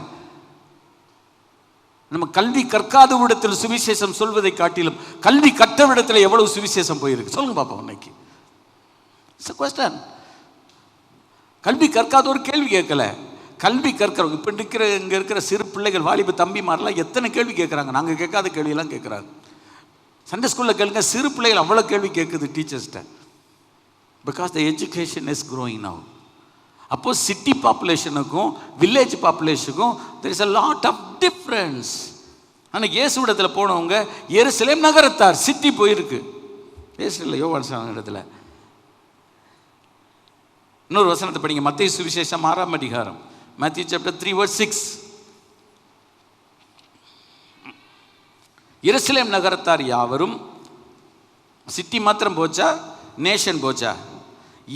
யூதேயா தேசத்தார் அனைவரும். The whole nation went, not only the capital city. சரி, திங்க் பண்ணிட்டு பேசுங்க, திங்க் பண்ணிட்டு ஜோம் பண்ணுங்க. ஆண்டவரத்தில் ஆண்டவரே எனக்கு வெளிப்படுத்தாங்கன்னு கேளுங்க. நம்முடைய ஜெபம் எப்படி மாறணும்? எருசலேம் நகரத்தாரும் யூதேயா தேசத்தார் அனைவரும், யோர்தானுக்கு அடுத்த சுற்றுப்புறத்தார் யாவரும். இந்த இருக்கு யோர்தான், நடுவில் ஓடுது. நீங்கள் பார்த்தீங்கன்னா இந்த சைடில் இருந்தெல்லாம் போயிருக்காங்க, இங்கிட்ட எல்லாம் போயிருக்கிறாங்க. இந்த சைடு ஃபுல்லாக நீங்கள் யோசித்து பார்த்தீங்கன்னா அந்த வனாந்திரம் எப்படி இருக்கும்னு உங்களுக்கு தெரியும். நீங்கள் போனீங்கன்னா தெரியும். நான் இன்னொரு முறை சொல்கிறேன், ஃபுல் ஆஃப் லைம் ஸ்டோன். நீங்கள் இந்த ராக்கை பார்த்தீங்கன்னாலே அசந்து போயிடுவீங்க. யூதேயாவினுடைய வனாந்திரத்தை போல ஒரு கடுமையான வனாந்திரம் கிடையாது. இவங்க எல்லாரும் எங்கே போனாங்க? அவனிடத்திற்கு போய். அவர் கொடுக்கல சார். நான் சொல்லேன், this is a marvellous transformation. ஒரு மாற்றம் என்று சொன்னால் அப்படிப்பட்ட ஒரு மாற்றம். ஒரு தேசம், ஒரு நகரம், சுற்றுப்புறத்தார் எல்லாரும் அவனிடத்திலே போய், அவன் எப்படி கொடுத்து முடிச்சான்னு தெரியாது. ஒரு நகரத்தில் உள்ளவர்கள், ஒரு தேசத்தில் உள்ளவர்கள், அந்த யோர்தான் நதியை சுற்றி இருந்தவர்கள் எல்லாரும் போய் யாரிடத்தில் ஞானஸ்நானம் பெற்றார்கள்? அவனிடத்தில் ஞானஸ்நானம் பெற்றார்கள். பாவத்தை அறிக்கையிட்டு. ஒரு ஞானஸ்நானம் கொடுக்க எவ்வளோ நேரம் ஆகிருக்கும்? நீங்கள் இந்த சர்ச்சு முடிக்கணும், டைம் ஆயிடுச்சுன்றீங்க, முடிக்கிறோம். ஆனால் அவங்க ஸ்பிரிச்சுவல் ஸ்டாண்டர்ட் எங்கே? நம்ம ஸ்பிரிச்சுவல் ஸ்டாண்டர்ட் எங்கே? அந்த காலத்து வாத்தியார்கள் பாடம் எடுத்தது எப்போ? இன்னைக்குள்ள வாத்தியார்கள் யாரும் மன்னிச்சுக்கிடுங்க. இப்போ உள்ள டீச்சர்ஸ் இருந்தீங்கன்னா என்னைக்கு இருந்தாலும் நம்ம சொல்லுவோம் ஓல்டு இஸ் ஓல்டு, அது கோல்டு. இப்போலாம் நிறையா டுபாக்கூர் தான் இருக்குன்னு சில வித்தியாசங்கள் இருக்கிறது. அந்த காலத்தில் டீச்சர் சொல்லிக் கொடுத்த பாடத்துக்கும் இந்த காலத்தில் டீச்சர்ஸ் சொல்லிக் கொடுக்குற பாடத்துக்கும் ஸ்டாண்டர்டில் எங்கே ஏதோ ஒரு இடத்துல ஒரு வீழ்ச்சி இருக்குது, ஒத்துக்கிடணும். அப்போ தான் முன்னேறுவோம். இப்போ நான் என்கிட்ட ஒரு தவறு நீங்கள் என்னை சுட்டி காட்டிங்கன்னா நான் திருத்திக்கொள்ள ரெடி. ஆண்டவர் உங்களை பார்த்துக்க, அறிவு ரெடி, நீ ஆயத்தமாக இருக்கிறாய. ஒரு சிட்டி முழுசாக வந்துச்சு, இன்றைக்கி அப்படி நடக்குதான்னு நான் கேட்குறேன். இன்றைக்கி உலகத்தில் உள்ள ஒவ்வொரு பகுதியையும் நானும் ரூபியும் டிவியில் பார்க்கும்போது அவன் என்கிட்ட கேட்குற கேள்வி, இந்த மக்கள் எல்லாரும் மனம் திரும்பியிருக்காங்களா? இல்லை. இவங்க நாளைக்கு எங்கே போவாங்க? சரி, நீ மாத்திரம் கேட்கலப்பா, நான் அந்த கேள்வி கேட்டுக்கிட்டு தான் இருக்கேன். நான் நியூஸில் வர்ற வேர்ல்டு நியூஸில் வர்ற எல்லாத்தையும் நான் பார்க்கும்போது, when I see the largest crowd எல்லா இடத்துல பார்க்கும்போது என்னோட கொஸ்டின், அவங்க ஜீசஸை ஏற்றுக்கொண்டாங்களா? ஏசு இன்றைக்கு வருவாங்கன்னா அவங்க எங்கே போவாங்க? இன்று மரித்தால் அவங்க எங்கே போவாங்க? என்னை பல இரவுகள் தூங்க முடியாமல், பல நாட்கள் என்னை தூங்க முடியாமல், பல வேளைகள் நான் ஆண்டவர் சமூகத்தில் ஜெபிக்கிற ஒரு ஜெபம், ஆத்துமாக்களை ரட்சிப்புக்காக ஜெபிக்கிறேன். நான் எந்த சௌகரியத்துக்காக, என் வாழ்க்கைக்காக நான் ஜெபிக்கலை. அவங்களுக்கு இயேசுவை பற்றி சொல்ல எனக்கு சொல்லித்தாங்க. அவங்க இடத்துல இயேசுவை பேச எனக்கு கிருபை தாங்க. நான் ஜெபிக்கும்போது ஆண்டவர் அவங்க வாழ்க்கையில் ஒரு மாற்றத்தை கொண்டு வாங்க. இன்றைக்கும் இந்த சபையின் ஆராதனைக்காக பல மணி நேரங்கள் ஆண்டவர் சமுத்திரம் சொல்கிறேன், நான் ஜெபம் பண்ணிட்டு, ஆண்டவரே இந்த வார்த்தைகளை இந்த ஜனங்களுக்கு நீர் கொண்டு செல்லும், இந்த வார்த்தைகளை ஜனங்களுக்கு எடுத்து செல்லும். நான் அன்றைக்கு முதல் ஆராதனை ஒரு ஊரில் முடிச்சுட்டு 15-20 கிலோமீட்டர் போய் அடுத்த ஊருக்கு போகும்போது கூட அந்த ஆராதனை ஆரம்பித்தவுடன் அந்த பாஸ்டர் எனக்கு, இந்த ரூமில் நீங்கள் போய் நீங்கள் உட்காந்து ரெஸ்ட் எடுத்துகிட்டு வாங்க, கொஞ்சம் ரிலாக்ஸ் யுவர் செல்ஃப் என்று சொல்லி நான் போய் அந்த இடத்துல 3/4 மணி நேரமும் போன ஆராதனைக்கு நான் எவ்வளவு ஜெபித்தேனோ, ஆண்டவரே உம்முடைய சமூகம் எனக்கு வேணும், உம்முடைய பிரசன்னை வேணும், உம்முடைய ஆவியானவர் வேணுமோ அதெல்லாம் கர்த்தர் எனக்கு நீர் கொடுத்தீர். என் வேலையை முடிச்சுட்டேன், நான் வந்துட்டேன்னு சொல்லி எனக்கு இருக்கிற தைரியத்தில், இல்லைன்னா எனக்கு இருக்கிற வசனத்துக்கு கர்த்தர் கொடுத்த அறிவில் நான் எழும்பி நான் புல்பீட்டுக்கு போகல.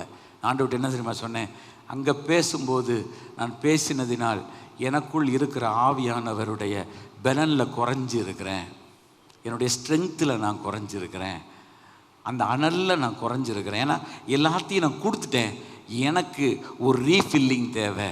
எனக்கு மறுபடியும் நம்முடைய பெட்ரோல் டேங்க்கில் பெட்ரோல் இல்லைன்னா பெட்ரோல் போடுவது போல், நம்முடைய சார்ஜ் பேசி பேசி அந்த சார்ஜ் குறைஞ்சி போச்சுன்னா சார்ஜ் போடுறது போல், அந்த கரண்ட்டோட கனெக்ட் பண்ணுறது போல் அந்த 3/4 மணி நேரமும் அறையை சாத்தி ஆண்டவர் சமூகத்தில் ஜெபம் பண்ணி விட்டு, ஆண்டவரே அந்த ஜனங்கள் வேற, இந்த ஜனங்கள் வேற, ஆனால் அவங்களுக்கு புரிகிற அளவு நீர் கிரியை செய்ய வேண்டும் என்று ஜெபித்து விட்டு பேசி முடிக்கும்போது பரிசுத்த ஆவியானவர் அந்த எளிய ஜனங்களின் மேல் பரிசுத்த ஆவியானவர் வல்லமையாக இறங்கி வந்தார்.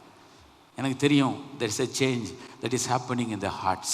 அவங்க ஆரம்பத்தில் உட்கார்ந்ததை காட்டிலும் அவங்களுடைய மனம், அவங்களுடைய இருதயம், அவங்களுடைய முகத்தில் இருக்கிற வெளிச்சத்தை என்னால் காண முடிந்தது. எனக்கு அன்பான ஜனமுள்ள பிள்ளைகளே, எனக்கு அந்த சட்டம்னா உங்களுக்கு அந்த சட்டம் தான். நீங்கள் எந்த இடத்துல ஊழியம் செஞ்சாலும், ஊழியம் செஞ்சு முடிச்சுட்டு நான் ஈவினிங் பேசணுன்னா நான் ஈவினிங் அசால்ட்டாக நான் வர முடியாது. நான் பேசுகிறேன் போட்டும், அதுக்கு நீ ஆண்டவர் சமூகத்தில் கிரயம் செலுத்தணும். ஆண்டவரிடத்தில் எவ்வளவு கிரயம் நம்ம செலுத்துகிறோமோ அவ்வளவுக்கு அவ்வளவுதான் பலன் இருக்கும்.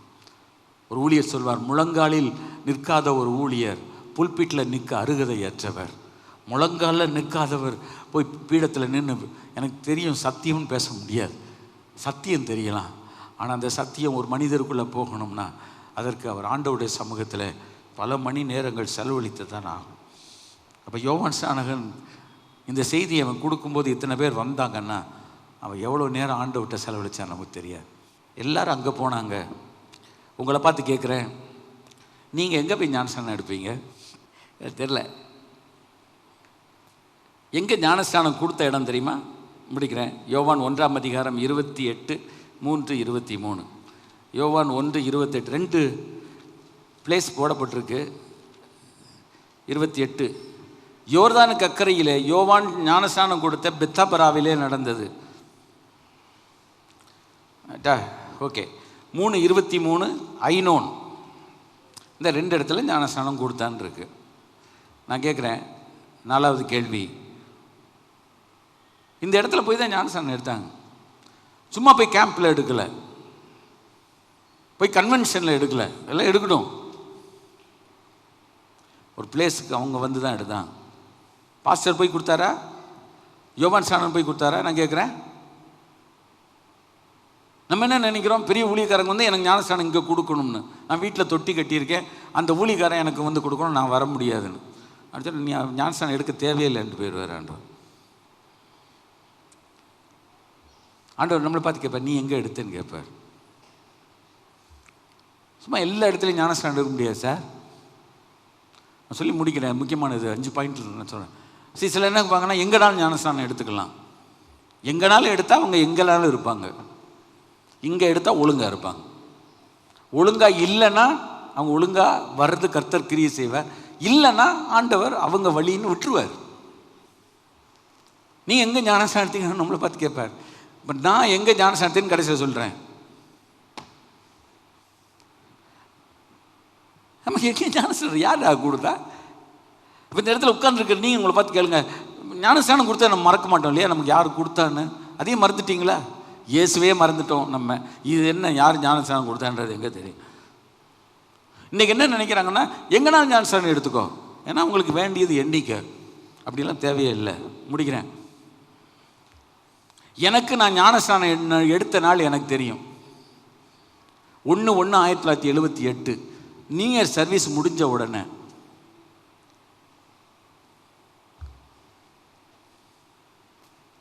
கம்யூனியன் முடித்த பிறகு எனக்கும் இன்னொரு சகோதரிக்கும் ஞானஸ்நானம் நரிமேட்டு சபையில் கொடுக்கப்பட்டது என் தகப்பனார் மூலமாக. அன்னைக்கு பிரசங்கம் பண்ணவர் நடராஜா முதலியார், மொழிபெயர்த்தது Padma Mudaliar. I remember this day. நான் ஞானஸ்நானம் எடுக்கணும் பான்னு கேட்டேன்.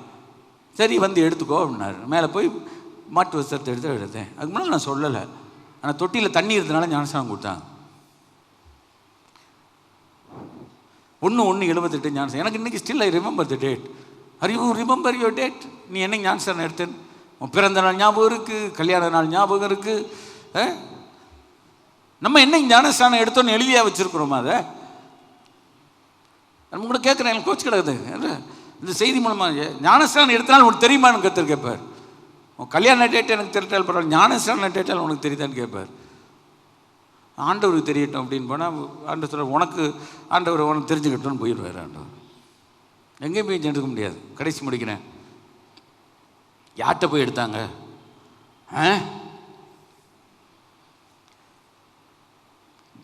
யோவான் ஸ்நானகர் இடத்துல. யோவான் ஸ்நானம் இயேசு கிறிஸ்துக்கு மூத்தவரா இளையவரா? 6 மாதம் மூத்தவர். இயேசு கிறிஸ்து போய் எடுத்தாரா எடுக்கலையா? 6 மாதம் தான் சார் எனக்கு சீனியரு, அவர்கிட்ட போய் நான் எப்படி எடுக்க முடியும்? எல்லாரும் ஞானஸ்நானம் எடுத்த போது இயேசு எடுத்தார் தெரியுமா உங்களுக்கு? அவர் எடுக்கவே தேவையில்லை. பிலிப்பு ஒரு சாதாரணமான மனுஷன், ஒரு ஃபைனான்ஸ் மினிஸ்டருக்கு பேப்டிசம் கொடுத்தான். யோவான் ஸ்நானகன் ஒரு ப்ராஃபெட், 3 ஊழியங்கள் உள்ள, தீர்க்க தரிசன ஊழியம் உள்ள பிரதான ஆசாரியம், மெல்கிசேதேக்கின் முறைமையின்படி என்றென்றைக்கும் பிரதான ஆசாரியாக இருக்கிற இயேசு. அது மாத்திரமல்ல, அவர் ஒரு வல்லமையான ஒரு தீர்க்க தரிசி. இந்த 3 ஊழியர்களை உடைய கர்த்தராக இருக்கிற இயேசு கிறிஸ்துவுக்கு ஞானஸ்நானம் கொடுத்தார். கொஞ்சம் யோசிச்சு பாருங்க. ஆண்டவரே, நான் யார்கிட்ட ஞானஸ்நானம் எடுத்தேன்? எனக்கு ஞானஸ்நானம் கொடுத்தவங்க பெரியவங்களாக இருக்கலாம், சின்னவங்களாக இருக்கலாம், that is not a matter. ஆனால் எனக்கு ஞானஸ்நானம் கொடுத்தவங்க ஒரு ஊழியக்காரங்களா? அவங்க உண்மையாக ஆண்டோடைய ஊழியம் அழைப்பு பெற்றவங்களா? இயேசு அவங்களை கனமான ஊழியத்துக்கு அழைத்திருந்தாரா? உலகமெங்கும் புறப்பட்டு போங்கள், சகல ஜாதிகளையும் சீஷராக்குங்கள் என்று இயேசு சொன்ன போது நான் பலமுறை வாசித்திருக்கிறேன். அந்த இருக்கிற எல்லாரையும் பார்த்து சொன்னார் என்றும் சொல்லுகிறார்கள். போகட்டும். ஆனால் உலகமெங்கும் புறப்பட்டு போங்கள் என்று சொன்னது தம்முடைய சீஷர்களை பார்த்து ஆண்டவர் சொன்னார். மத்தேயு சுவிசேஷம் 28:18 இயேசு சமீபத்தில் வந்து அவர்களை நோக்கி, யார் பக்கத்தில் வந்தார்? சீஷர்கள் பக்கத்தில் வந்தார். சும்மா தோளா துருத்தி எல்லாம் ஞானஸ்நானம் கொடுக்க, அவங்ககிட்ட ஞானஸ்நானம் எடுத்துகிட்டு வந்து தலைகீழ ஆட்டம் போடுறவங்களை கர்த்தர் சபையில் வைத்து பராமரிக்க சொல்லலை. இயேசு கிறிஸ்து யாருக்கு ஞானஸ்நானம் கொடுக்க சொன்னார்? அவங்கள பக்கத்தில் கூப்பிட்டு பேசுகிறார். சார், நிறைய பேர் நின்னாலும் நான் என்ன நினைக்கிறேன்னா, அதுக்காக வேறு யாரும் கொடுக்கக்கூடாதுன்னு நான் சொல்ல வரல. ஆனால் உனக்கு ஞானஸ்நானம் கொடுத்தவங்க யாருன்னு உனக்கு தெரியும். என்கிட்ட ஒருவர் சொன்னார், இவ்வளோ பெரிய ஊழியர் இருந்தால் தான் எனக்கு ஞானஸ்நானம் கொடுக்கணும், உங்கள்கிட்ட நாங்கள் எடுக்க மாட்டோம்னாங்க. நான் சொன்னேன், ஒன்றுமே சொல்லலையே, பரவாயில்ல. ஆனால் அவங்க சொன்ன அதே பாஸ்டர் தான் என்னுடைய தகப்பனாருக்கு ஞானஸ்நானம் கொடுத்தார். என் தகப்பனார் தான் எனக்கு ஞானஸ்நானம் கொடுத்தார். பாஸ்டர் சுந்தரம் ஐயா அவர் ஞானஸ்நானம் கொடுக்கும்போது என்ன தெரியுமா சொல்வார்? எவ்வளோ பெரிய லேடியாக இருப்பாங்க, எவ்வளோ பெரிய உருவமாக இருப்பாங்க. ஒரு வார்த்தை சொல்வார், எனக்கு சொல்லப்பட்டது, இப்படி கை கூப்பி நிற்கும்போது, மகளே நீ செத்தவளை போல இருமான்னு வரான். ஒரு செத்தவ சரீரம் ஆடாது, அசையாது, பேசாது, குலுங்காது, அப்படி இருக்கும். ஞானஸ்நானம் கொடுக்கறது ஈஸி. இப்போ உள்ள ஆளுங்களுக்கு ஞானஸ்நானம் கொடுக்கும்போது அவங்க எடுத்தாங்களா இல்லை நானே எடுத்துக்கிட்டேனான்னு கேட்குற அளவுக்கு நான் திணறி, ஐயோ மூச்சு, நம்மளை கொலை பண்ணிடுவாங்க போல தெரியுது. செத்தவளை போல இரு, கரெக்டான வார்த்தை. 5 புலன்களை உடைக்க ஒழுங்காக இருந்தால் கூத்துடலாம். அவங்க எங்கே, நம்ம எங்கே எளிமை நினைச்சோமா? யார் கொடுத்தா? எங்கே கொடுத்தா? யாரெல்லாம் போய் எடுத்தா? யோசிச்சு பாருங்க. நீங்கள் யார்கிட்ட எடுத்திருக்கீங்க? நீங்கள் ஃபியூச்சரில் யார்கிட்ட எடுக்கணும்னு யோசிச்சிருக்கீங்க? எடுத்தவங்க இல்லை. ஹலோ, எடுக்கணும்னா நீங்கள் யார்கிட்ட எடுக்கணும்னு வேற யோசிச்சிருக்கீங்க. இதில் இவங்க ஒரு டெல்லியில் ஒரு பரிசுத்தவான் இருக்கார், அவர்கிட்ட போய் எடுக்க போகிறேன். எந்த காலத்தில் போய் நீ எடுக்க போகிற? அன்னைக்கு யோவான் ஸ்நானகன் வனாந்திரத்தில் இருந்தான். நான் சொல்ல நேரம் இல்லை, வனாந்திரத்துக்கு இன்னொரு நாள் பேசுகிறேன். இவ்வளோ வசதியான ஒரு இடத்த கர்த்தர் வச்சிருக்கிறாரு. இங்கே வர்றதுக்கு எனக்கு குறுக்கு வலிக்கு, எனக்கு இடுப்பு வலிக்கு, எனக்கு காலு வலிக்கு, எனக்கு கை வலிக்கு. ஒருத்தர் சிக்கான எங்கே போகிறாங்க? டாக்டர்கிட்ட போகிறாங்க. வீட்டுக்கு வந்து வைத்தியம் பார்க்குறாரு டாக்டர். சொல்லுங்க பாப்பா, கையில் போய் சொல்லுங்க. நான் கேட்குற கேள்வி இப்படி தான் இருக்கும். ஏய், உனக்கு சோகம் இல்லைன்னா டாக்டர் வீட்டுக்கு வராரு. என்னைக்கே ஒரு நாளைக்கு வருவார், வரமாட்டார். பொதுவாக டாக்டர் வரமாட்டார். நம்ம தான் ஆஸ்பத்திரிக்கு என்ன செய்கிறோம்? ஒரு டாக்ஸி பிடிச்சிட்டு, ஒரு ஆட்டோ பிடிச்சிட்டு அங்கே போகிறோம். ஆனால் நம்ம என்ன சொல்கிறது? ஊழியக்காரன் கூப்பிட்ட உடனே இங்கே வரணும், ஃபோன் பண்ண அடுத்த நிமிஷம் வீட்டில் நிற்கணும்.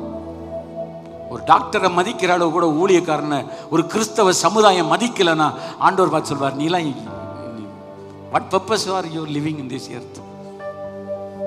சரியில்லை, மாறிக்கோ, மனம் திரும்பு.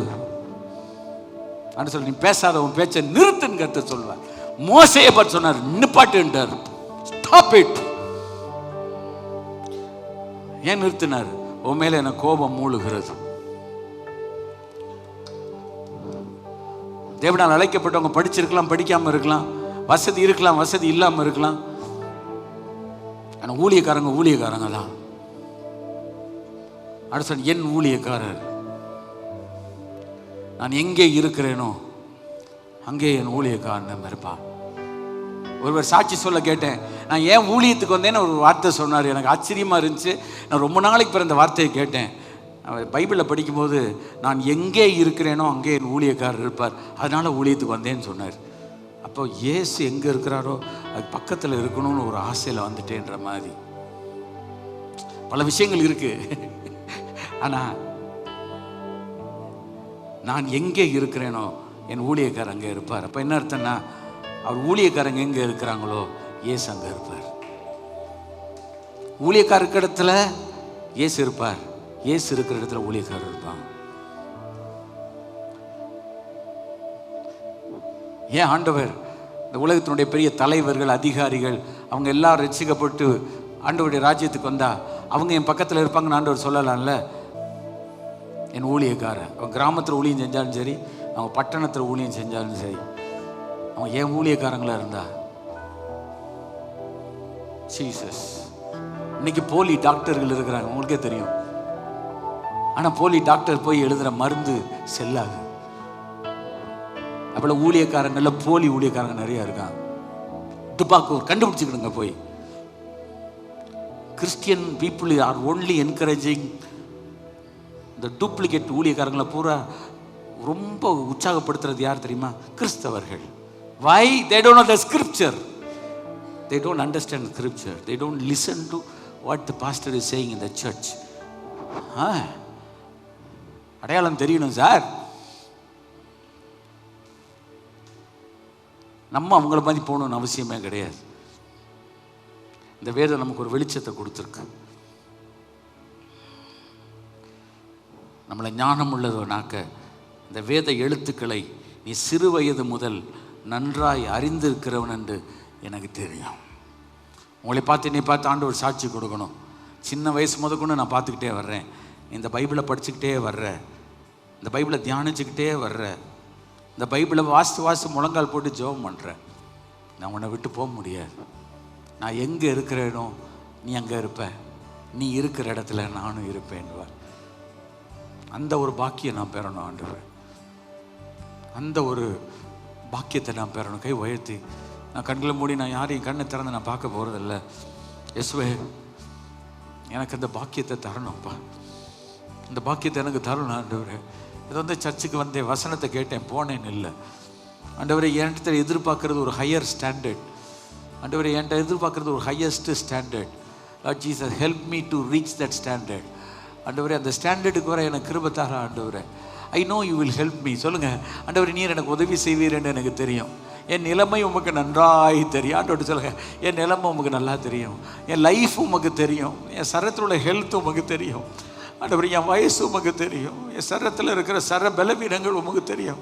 ஆனால் நான் உள்ளத்தில் ஆண்டவரே நான் ஹை லெவலுக்கு வரணும்னு நான் விரும்புகிறேன். ஆண்டவரே இயேசுவே, உம்முடைய கரம் பிடிச்சி என்னை தூக்கி எடுக்க மாட்டீரா? வைத்திரஞ்சவங்க ஆண்டவரே, உம்முடைய கை பிடிச்சி என்னை தூக்கி விட மாட்டீரா? தாவீதின் குமாரனே எனக்கு இறங்குன்னு சொல்லி கூப்பிட்ட போது ஆண்டவரே அந்த கூப்பிடுதலுக்கு உருக்கமாக இறங்கினீரே. இயேசுவே, நீர் எனக்கு இறங்க மாட்டீரா? எனக்கு இறங்க மாட்டீரா? எனக்கு இறங்கும் ஆண்டவரே, எனக்கு இறங்கும் ஆண்டவரே. என்னை தள்ளிடாதீங்கப்பா. சொல்லுங்கள், முதிர் வயதில் என்னை தள்ளி விடாதீரோ. என் பலன் ஒடுங்கும் போது என்னை தூக்கி போட்டுறாதீங்க ஆண்டவரே. நான் உமக்காகத்தான் வாழ்கிறேன் ஆண்டவரே, உமக்காகத்தான் வாழ்கிறேன் ஆண்டவரே. ஆண்டவரத்தில் வாய்த்திறன்னு சொல்லுங்கள், நான் உமக்காகத்தான் வாழ்கிறேன், உமக்காகத்தான் நான் வாழணும்னு விரும்புகிறேன் ஆண்டவரே. எனக்கு வேற ஒன்று வேணும் நான் கேட்கலப்பா. எனக்கு நீர் வேணும் ஆண்டவரே, எனக்கு நீர் வேணும் ஆண்டவரே, எனக்கு நீர் வேண்டும். நீர் வந்தா எனக்கு போதும் ஆண்டவரே. நீர் எனக்கு தந்தாது எனக்கு போதும் ஆண்டவரே. நீர் எனக்கு கட்டாயம் நான் கேட்கறத தருவீர். என்ன ஒரு நாள் நீர் தள்ளி விட மாட்டீர் ஆண்டவரே. எஸ் லார்ட், பொல்லாதவளாகிய நீங்க உங்க பிள்ளைகளுக்கு நல்ல ஈவுகளை கொடுக்க அறிந்திருக்கும் போது பரமபிதாவானவர் நான் உம்மிடத்தில் கேட்கிறவைகளை ஆண்டவரே நிச்சயமா அதிக நன்மையானவைகளை நீர் எனக்கு எப்படி தராம இருப்பீர் ஆண்டவரே. ஜெபம் பண்ணுங்க, எனக்கு எப்படி தராம இருப்பீர் ஆண்டவரே. ஒரு பொல்லாத தகப்பனே கொடுக்கிறாருன்னா நல்ல தகப்பன், நல்ல தகப்பன், பரம தகப்பன் நீர் ஆண்டவரே. எனக்கு தகப்பன் இல்லை, எனக்கு தாய் இல்லை, ஆனால் எனக்கு நீர் தான் தகப்பனும் தாயும். கைகளை உயர்த்தி ஆண்டவரே, நீர் எனக்கு வேணும் ஆண்டவரே. இயேசுவே, நீர் எனக்கு வேணும் ஆண்டவரே, நீர் எனக்கு வேணும் ஆண்டவரே, நீர் எனக்கு வேணும் ஆண்டவரே. ஒரே ஒரு வரி உள்ள பாடலை பாடிடுவான். டீல வேறு ஒரு ஆசை இல்லை இயேசு ராஜா உம்மை தவிர. டி